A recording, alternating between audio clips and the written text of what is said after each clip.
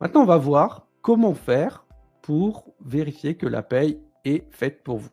Comment valider votre choix à 100%? Quelles sont les questions à vous poser? Ce que vous devez faire absolument si vous êtes sûr de devenir gestionnaire de paye, surtout si vous voulez obtenir un raccourci vers votre premier poste. Alors, comment on fait pour valider votre choix à 100%? C'est simple. Déjà, il faut mettre de côté toutes les mauvaises idées. Il ne faut pas écouter uniquement les autres et il faut éviter absolument d'écouter les mauvaises personnes.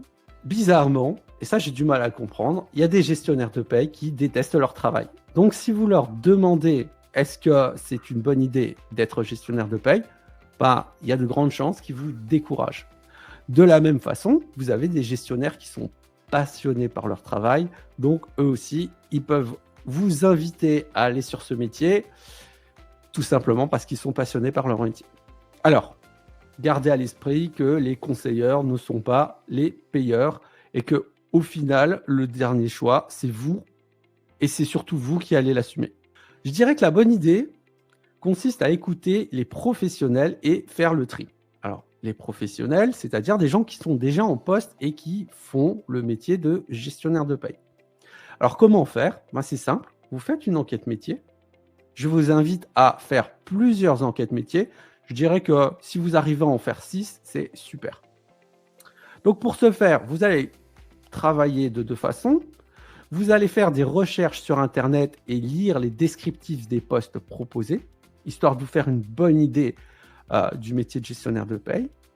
Et ensuite, vous allez contacter les cabinets d'expertise comptable et les entreprises ayant un service de ressources humaines pour interviewer les gestionnaires de paye. Vous allez simplement leur poser des questions.